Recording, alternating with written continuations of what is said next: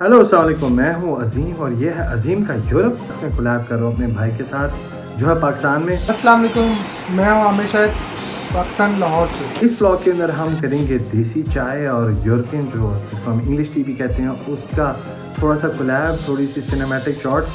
तो आज देखते हैं पहले कि यूरोप के अंदर हम इंग्लिश टी कैसे पीते हैं।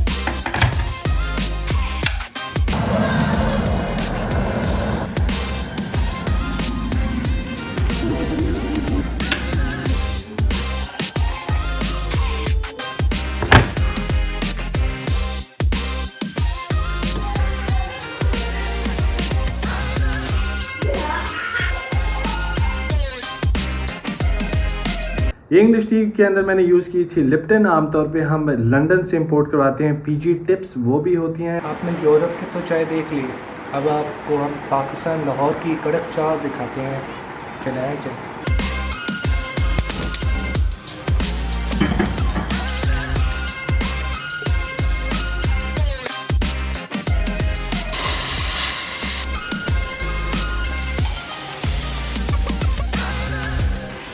तो आज का ये ब्लॉग थोड़ा सा कोलैब देखने का बहुत बहुत शुक्रिया। मैं हूँ अज़ीम और ये है अज़ीम का यूरोप का चैनल। लाइक एंड सब्सक्राइब कर लें। शाहिर आमिर फैमिली को चैनल को लाइक करें, शेयर करें, सब्सक्राइब करें। ये था छोटा सा ब्लॉग और हम सब का अल्लाह हाफिज़।